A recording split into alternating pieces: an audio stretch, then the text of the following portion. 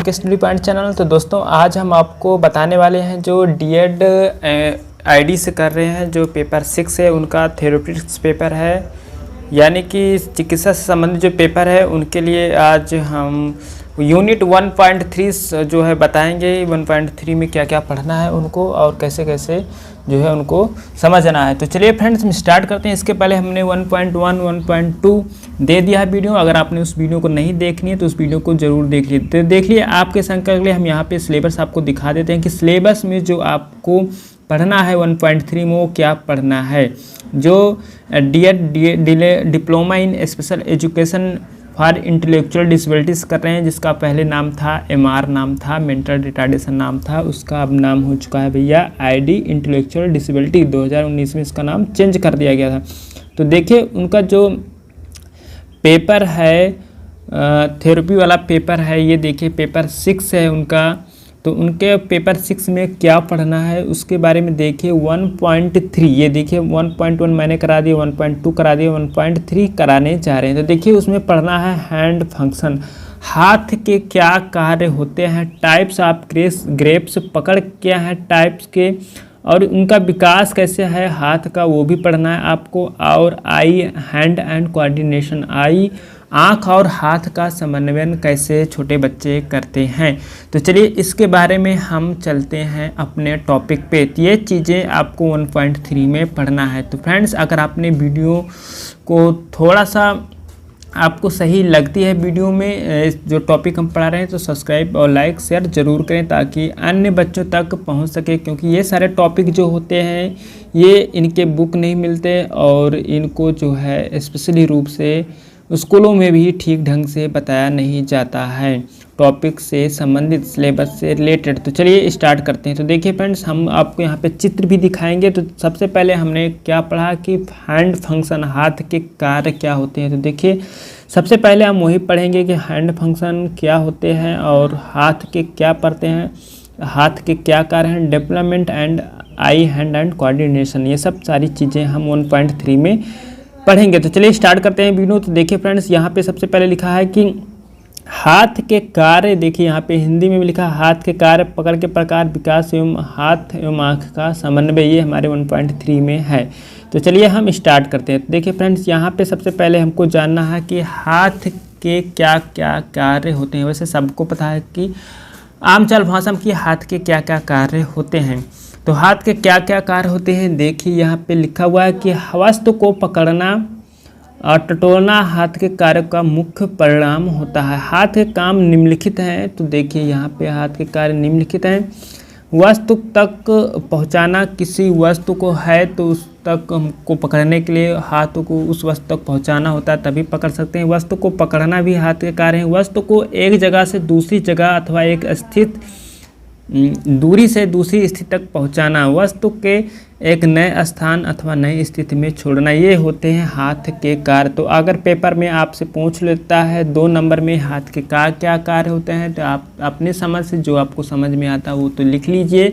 आपके हिंट्स के लिए यहाँ पे किताब में भी दिया गया है, बुक्स में भी दिया गया, नोट्स में भी दिया गया है कि हाथ वस्तु तक पहुँचाना हाथ के कार्य होते हैं। वस्तु को पकड़ना भी होता है, वस्तु को किसी चीज़ को एक स्थान से दूसरी स्थान तक हाथ को ही पकड़ के, हाथ से ही पकड़ के ले जा सकते हैं।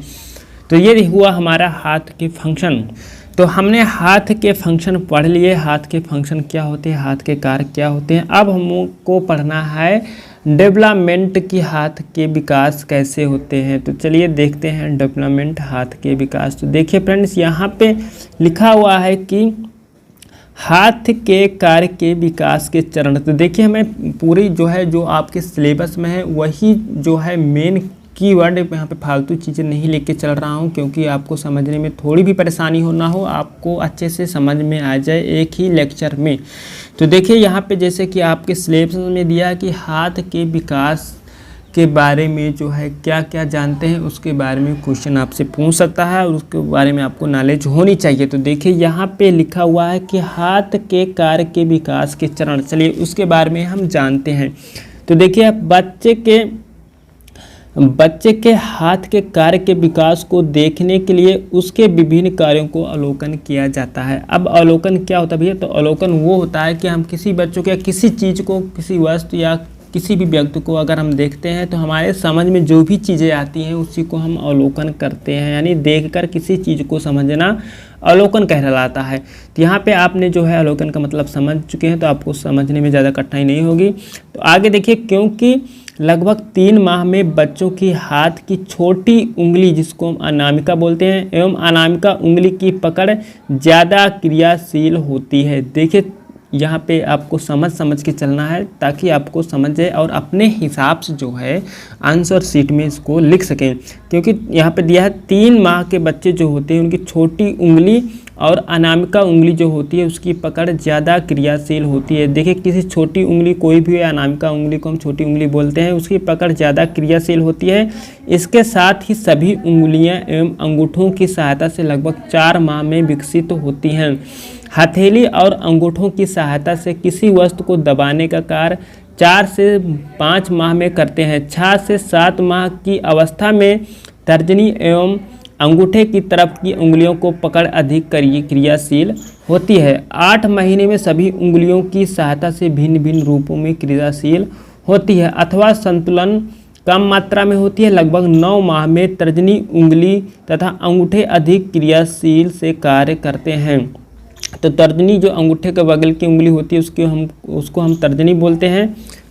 तो यहाँ पे आपने समझा कि तर्जनी उंगली और अंगूठा अधिक सक्रिय कार्य करते हैं। चिकोटी पकड़ हो सकती है। पकड़ने की क्रिया के समय कलाई के जोड़ों में लचीलापन होता है, जिसके ऐच्छिक नियंत्रण के साथ साथ वस्तु को छोड़ना की क्रिया सम्मिलित होती है। तो देखिए यहाँ पे हर स्टेज, हर महीने के अंतर्गत जो बच्चे के हाथ का विकास होता है, उंगलियों का विकास होता है, क्या क्या कार्य करते हैं, वो सब सारी चीज़ें बताई गई हैं। तो यहाँ पे इस प्रकार से आप समझने की कोशिश करें। तो अब देखिए यहाँ पे दिया है कि 9 से 10 माह में पकड़ से संबंधित विभिन्न प्रकार के उपस्थित प्रतिक्षेप भी अदृश्य होने लगते हैं। लगभग 11 माह में सभी उंगलियों एवं अंगूठे के समन्वय से सभी प्रकार के कार्य में क्रियाशीलता बढ़ती है। लगभग 1 वर्ष में सभी प्रकार के पकड़ जो है उसके परिपक्वता हो जाते हैं। विशेषकर सूक्ष्म गामक क्रियाएं अथवा सूक्ष्म पकड़ विकसित होते जाते हैं। तो देखिए यहाँ पे अगर इंटेलेक्चुअल डिसेबिलिटी आप पढ़ रहे हैं तो आपको पता होना चाहिए कि गामक क्या होता है। तो गामक जो हड्डियों से संबंधित सारी क्रियाशील हमारे शरीर में होती हैं वो गामक क्रियाएं कहलाती हैं। यहाँ पे सूक्ष्म गामक लिखा है, तो जो छोटी छोटी हड्डियाँ होती हैं उन्हें सूक्ष्म गामक कहलाते हैं। चलिए आगे देखते हैं फ्रेंड्स, हम आगे बात करते हैं।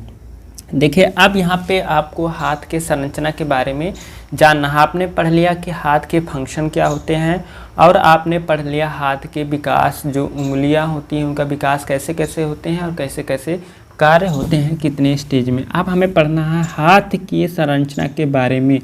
देखिए यहाँ पे हाथ की संरचना के बारे में आपको टॉपिक में नहीं दिया गया, लेकिन आप जब इसके बारे में जाने रहेंगे तो आपको चीज़ें समझ में आ जाएंगी।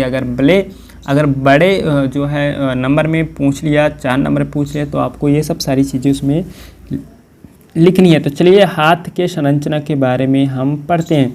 तो देखिए हाथ की संरचना, वह बाँह का वह भाग जो कलाई के जोड़ के विस्तारित हुआ है उसे हाथ कहते हैं।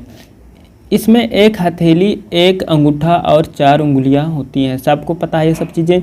हाथ में 27 छोटी छोटी हड्डियां होती हैं। कितनी हड्डियां होती हैं? 27 छोटी छोटी हड्डियां होती हैं जो आपस में मिलने पर कोई जोड़ बनाती हैं। इन जोड़ों में से कलाई के जोड़ों में मर्यादित स्वरूप की गति होती है, बाकी जोड़ों में बड़े परिमाण में गति होती है। हाथ के विभिन्न जोड़ों रचना के संदर्भ में अलग अलग प्रकार के होते हैं, इसलिए हर जोड़ की गति की कक्षा और अक्ष विभिन्न होते हैं। इसके फलस्वरूप हाथ के कार्य में बहुत ही निपुणता होती है। इन जोड़ों की मांसपेशियों द्वारा गति की जाती है। यह मांसपेशियां 2 प्रकार के माने गए हैं। तो देखिए जो हाथ के संरचना में मांसपेशियों का इम्पॉर्टेंट रोल होता है, उसमें 2 प्रकार बताए गए हैं, आंतरिक मांसपेशियां और जो है बाहरी मांसपेशियां। तो चलिए फ्रेंड्स हम जानते हैं कि जो है आंतरिक मांसपेशियां क्या होती है और बाहरी मांसपेशियां क्या होती हैं। तो देखिए यहाँ पे बताया गया कि आंतरिक मांसपेशियां, हाथ की आंतरिक मांसपेशियां संपूर्णतः हाथ में ही होती हैं, यानी इन मांसपेशियों के दोनों छोर हाथ में ही होते हैं। बाहरी मांसपेशियां, हाथ का बाहरी मांस अस्थि बंध होती हैं, यह अस्थिबंध जोड़ों को इकट्ठा रखते हैं। इस कारण जब हाथ के बाहरी तथा जोड़दार कार्य करना होता है तब यह जोड़ बने होते हैं। तो देखिए यहाँ पे हम आपको सारे चित्र भी दिखाएंगे। देखिए ये यहाँ पे जो है नाम लिखा हुआ है सारे हड्डियों के जो उंगलियों में पाए जाते हैं। तो देखिए ये हमारा हाथ स्टार्ट होता है, उसके जो स्टार्टिंग में हड्डियां होती हैं उसको हम कार्पल अस्थियां बोलते हैं किताबी लैंग्वेज में।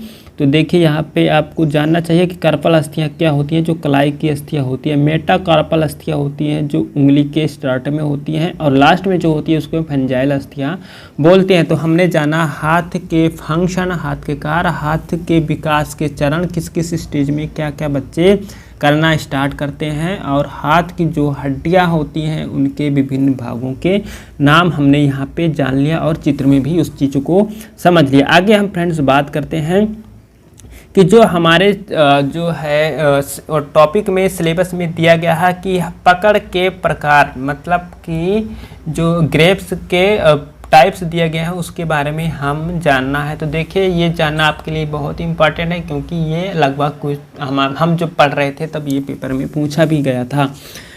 तो देखिए यहाँ पे चलते हैं कि आपको अब दिखाएंगे भी कि हाथ की जो पकड़ है वो किस प्रकार से पकड़ते हैं, उस पकड़ को क्या बोलते हैं और कैसे उस चीज़ें जो है कार्य करती है। तो देखिए हाथ के पकड़ के बारे में सबसे पहले आपको जानना कि हाथ के पकड़ कितने प्रकार के होते हैं। तो देखिए हाथ के जो पकड़ हैं उनके प्रकार यहाँ पे बताया गया कि पकड़ अर्थात वस्तु को हाथ से पकड़ने की एक स्थित है। कई सामान्य पकड़ निम्नलिखित हैं, जो कि यहाँ पे सामान्य पकड़ लिखा गया है कि गोलाकार पकड़, उदंडक गोलाकार पकड़ और कांटे की पकड़। तो देखिए गोलाकार पकड़ क्या है कि गेंद अथवा सेब आदि गोलाकार वस्तुओं को पकड़ने के लिए इस पकड़ का प्रयोग किया जाता है। इस पकड़ में वस्तु हथेली, उंगली तथा अंगूठा इन तीनों के संपूर्ण संपर्क में आती हैं। हथेलियाँ तथा उंगलियां वस्तु को घेरे रहती हैं। तो गोलाकार पकड़ आप समझ गए, किसी गेंद को पकड़ते तो उसमें सारी उंगलियों का जो है समन्वय होता है। इस पकड़ को हम गोलाकार पकड़ कहते हैं। देखिए आपको अगर आगे जो है चित्र भी दिखाएंगे, ठीक है। अब दंड गोलाकार हम समझ लेते हैं कि दंड गोलाकार बोतल अथवा नाली पकड़ने में इस दंड गोलीयकार का प्रयोग किया जाता है। इस पकड़ में वस्तु, हथेली, उंगली तथा अंगूठा इन तीनों का संपूर्ण संपर्क में आती है। तो देखिए आप किसी चीज़ को यहाँ पे जब पकड़ेंगे तो आपके जो भी चाहिए हाथ कार्य करती है हाथ को, उसी चीज़ से संबंधित आप जो है लिख देना कि क्या क्या चीज़ें इसमें आती हैं। तो देखिए किसी यहाँ पे लिखा दंड गोलाकार में किसी बोतल को पकड़ते हैं, किसी छड़ी को पकड़ते हैं तो दंड गोलाकार पकड़ होता है। कांटे की पकड़ क्या होता है भैया, तो जान लेते हैं कांटे की पकड़ क्या है। तो देखिए कांटे की पकड़ सूटकेस अथवा बाल्टी जैसी वस्तुओं जिनके पकड़ने के लिए अलग अलग से कड़ी होती है, ऐसी बड़ी वस्तुओं को पकड़ने के लिए अलग से कड़ी होती है। ऐसी बड़ी वस्तुओं को पकड़ने के लिए इस पकड़ का प्रयोग किया जाता है। इस पकड़ में उंगलियां जोर से मुड़कर एक कांटे जैसा रूप बन जाती हैं, जिस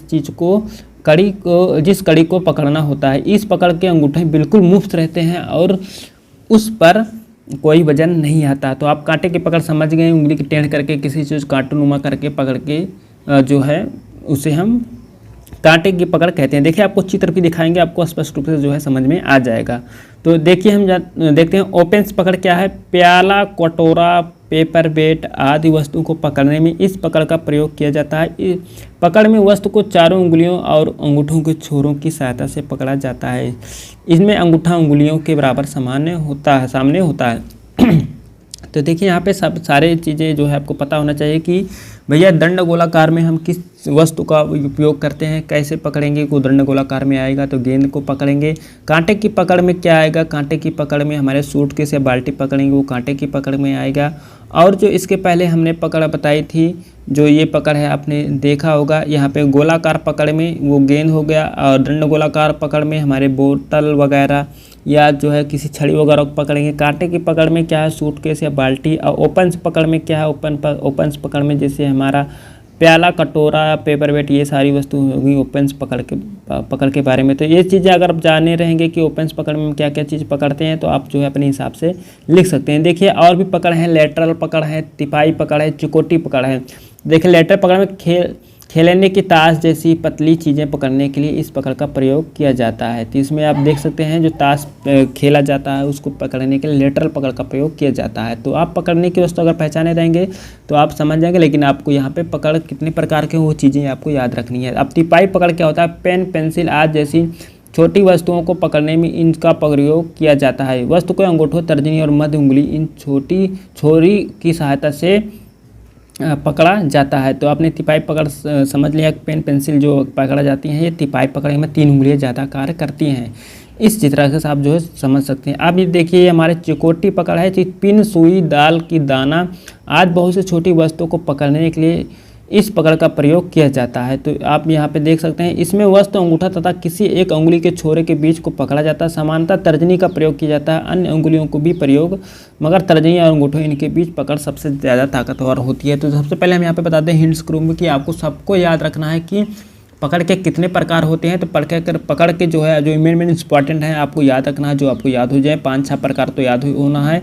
और उस पकड़ के जब याद हो जाएंगे तो उस चीज़ को हम, जैसे कि उदाहरण के रूप में यहाँ पे गेंद, पेंसिल, पिन, सुई वगैरह दिया है, तो उसको पकड़ेंगे तो उसमें जो जो चीज़ें हमारे हाथ पे ज़्यादा जोर डाल रही हैं, सपोर्ट कर रही हैं, उन चीज़ों के बारे में, उस पकड़ के बारे में लिख देंगे। इस प्रकार से आपको याद रखना है। तो चलिए फ्रेंड्स, हम आगे देखते हैं कि हमारा जो चित्र है, जो आपको दिखाएंगे कि तिपाई की पकड़ कैसे होती है। तो देखिए यहाँ पे आपको उदाहरण या समझ लीजिए, यहाँ पे आपको चित्र के रूप में पूरा आपको स्पष्ट रूप से समझ में आएगा कि तिपाई जो पकड़ होती है वो इस प्रकार से होती है। देखिए पेंसिल पकड़ा हुआ है, पेन पकड़ा हुआ है। अब गोलाकार पकड़ देखिए यहाँ पे इस तरह प्रकार होता है, जो गेंद पकड़ा हुआ, इसमें हाथ के कितने सपोर्ट आ रहे हैं ये देख सकते हैं, 4-5 उंगलियाँ सपोर्ट कर रही हैं। दंड गोलाकार पकड़, ये देखिए छड़ी या कोई वस्तु पकड़ा हुआ है, इसमें सारी चीज़ें कैसे स्पर्श कर रही हैं उंगलियां, उस चीज़ों को, उसके बारे में यहाँ पे लिखना है। कांटे की पकड़ आप देख सकते हैं, ये कांटे की पकड़ है। तो आपने यहाँ पे चित्र के माध्यम से देख रहे हैं, ओपेंस पकड़ क्या है ये देखिए, और लेटरल पकड़ क्या है ये देख लिए, चिकोटी पकड़ क्या है। इस प्रकार से आप जो है समझ सकते हैं चित्र के माध्यम से। तो चलिए फ्रेंड्स, हम जो है लास्ट टॉपिक जो हमारा दिया था आई एंड हैंड का जो है समन्वय जो है यहाँ पे बताया गया है। उसमें टॉपिक में हमारे भी दिया गया है कि कोऑर्डिनेट आई एंड हैंड का कोऑर्डिनेट क्या है, उसके बारे में आपको जानना है। तो देखिए आई एंड हैंड का कोऑर्डिनेट आपको पता होगा कि हाथ और दृष्टि, जो हमारी आँख होती है, आँख से ही देखते हैं, उनका समन्वय कैसे होना चाहिए, संतुलन कैसे होना चाहिए। अगर इन चीज़ों का संतुलन नहीं रहेगा तो हम किसी चीज़ से एक दूसरे के समन्वय में उस चीज़ को हम कर नहीं पाएंगे। अगर आँख जो है हमारी किसी चीज़ को ठीक ढंग से देख नहीं पा रही है तो हाथ से उस चीज़ को हम कैसे वस्तु को पकड़ेंगे, या वस्तु को हमारा हाथ ठीक से कार्य कर रहा है तो आँख ही हमारी सही नहीं है तो उस चीज़ को हम कैसे देखेंगे। तो एक दूसरे का जो है समन्वय क्या है, तो यहाँ पे जो है बताया गया है। तो देखिए यहाँ पे बताया गया है कि बच्चे के समान विकास के साथ संवेदी गामक कौशलों का विकास भी होता है, जिसमें एक निश्चित अवस्था के साथ साथ बच्चे में विभिन्न प्रकार के प्रतिक्षेप मौजूद होते हैं, जिसमें संवेदी गामक कौशलों का समन्वय स्थापित नहीं होता है। तो देखिए यहाँ पे, जिसमें एक निश्चित अवस्था के साथ बच्चे में विभिन्न प्रकार के प्रतिक्षेप मौजूद होते हैं, सही है। संवेदी गामक कौशलों का समन्वय स्थापित नहीं हो पाता है। अगर देखिए ये, अगर संवेदी गामक जो कौशल हैं, जो हमारे हाथ की उंगली अगर बराबर काम नहीं कर रही हैं, तो अगर उनका जो है समन्वय स्थापित नहीं हो पाता है तो उसमें क्या होता है कि उसके कारण मुख्य रूप से असिमेट्रिक टोनिक नेक दृश्य हो जाता है। अब ये क्या है कि असिमेट्रिक टोनिक दृश्य क्या है कि ये जो बीमारी होती है, इसमें बीमारी क्या, इसको एक व्यवहार कह सकते हैं कि बच्चे जब उनका ठीक फंक्शन काम नहीं कर रहा है तो बच्चे अपने गर्दन मोड़ते रहते हैं या किसी चीज़ से ऐसे इशारा करते हैं, तो वो उसके विपरीत जो है उसका परिणाम निकल के आता है। मान लीजिए किसी चीज़ को पकड़ने के लिए वो अपनी गर्दन ऐसे इधर उधर कर रहे हैं और उनका गर्दन इधर उधर करने के पश्चात उनका जो है बैलेंस गड़बड़ा जाता है और बच्चे किसी चीज़ से लड़ जाते हैं, तो उनके सिर पे या कहीं पे चोट लग जाती है, उसी को हम बोलते हैं असिमेट्रिक टोनिक नेक दृश्य हो जाता है। आप देखिए उस स्थिति में आँख एवं हाथ का समन्वय शुरू हो जाता है। अब जो है जब ऐसी क्रिया होने लगती हैं तो बच्चे जो है अपने हाथ और हैंड्स का बहुत ध्यान लगा के कोशिश करते हैं कि उस चीज़ को पकड़ पाएँ। वही चीज़ यहाँ पे लिखा गया है, आँख एवं हाथ के समन्वय के द्वारा ही किसी वस्तु तक पहुँचना, वस्तु को पकड़ना, वस्तु को अमुक स्थान तक ले जाना, अमुक मिस उस स्थान तक ले जाना एवं उचित स्थान पर छोड़ना संभव हो जाता है। अतः विभिन्न प्रकार की क्रियाओं, विशेष रूप से हाथ द्वारा निष्पादित की जाने वाली क्रियाओं के लिए हाथ एवं आँख का समन्वय होना अति आवश्यक है। तो फ्रेंड्स ये रही जो है 1.3 थ्योरेटिक्स की, जो बच्चे DEd special education teacher line में कर रहे हैं पेपर 6 का ये 1.3 हमारा यूनिट का पूरा जो टॉपिक हुआ ये हमारा आज संपन्न हुआ। और ये फ्रेंड्स आपको बता दें कि ये जो है एक लड़की थी, कृष्णा करके नाम थी, कृष्णा कुमारी करके नाम थी। इन्होंने जो है बहुत रिक्वेस्ट किया कि सर जो है इसके आगे जो यूनिट है वो कंप्लीट करवा दीजिए। देखिए मैं ये जो है करवा नहीं रहा था, स्टार्टिंग में मैंने वीडियो डाली थी लेकिन इस पे व्यू नहीं आ रहे थे क्योंकि बच्चे देख नहीं रहे थे, इसलिए मैंने इसको बंद कर दिया। लेकिन अब मुझे पता चला कि कुछ बच्चों के लिए बहुत ही जो है इम्पॉर्टेंट है, क्योंकि उनको जो है पढ़ने के लिए ये चीज़ें नहीं मिल पाती हैं ठीक ढंग से। आजकल जो है कॉलेज वगैरह भी नहीं चल पा रहे हैं, तो स्कूलों में भी व्यवस्था नहीं बन पा रही है, तो ये जो है इम्पॉर्टेंट उनके लिए ऑनलाइन जानना ज़रूरी बन जाता है। तो ये रही फ्रेंड्स कृष्णा कुमारी जी की जो है रिक्वेस्ट से हमने कहा था कि ठीक है हम 2 दिन के अंदर वीडियो इसके आगे यूनिट बना देंगे। तो आपने अगर यूनिट 1, यूनिट 1.2, यूनिट 1.3 नहीं देखी है तो यूनिट 1.3 आज पढ़ जाएगी अभी कुछ ही देर में। तो ज़रूर जो है आप topic by topic, syllabus by syllabus theoretics का आप जो है वीडियो देख सकते हैं, क्योंकि इसमें फालतू चीज़ें नहीं बताएगी जो आपके पेपर में आए जाएंगी, जो आपके समझने के लिए बहुत ज़रूरी है। आप समझ सकते हैं अपने अपने अनुसार से, उस चीज़ों के हिंट के लिए हम जो है वीडियो बना रहे हैं। आप उस चीज़ को समझ के आप जो है आसानी से जो है पेपर जो है अपना सॉल्व कर सकते हैं और आप जो है आपके लिए सही होगा। तो फ्रेंड्स ये रही आज की अपनी वीडियो। अगर आपको जो है वीडियो थोड़ा सा भी अच्छा लगा हुआ तो आप जो है इस वीडियो को शेयर करें, लाइक करें और अपने फ्रेंड्स तक इसे पहुंचाने के लिए शेयर ज़रूर करें और उन्हें सब्सक्राइब करने के लिए ज़रूर बोलें, ताकि आगे कोई भी नेक्स्ट वीडियो डालें तो उनको नोटिफिकेशन उनके पास पहुँच जाए। तो फ्रेंड्स मिलते हैं अपने नेक्स्ट वीडियो में, तब तक के लिए थैंक यू।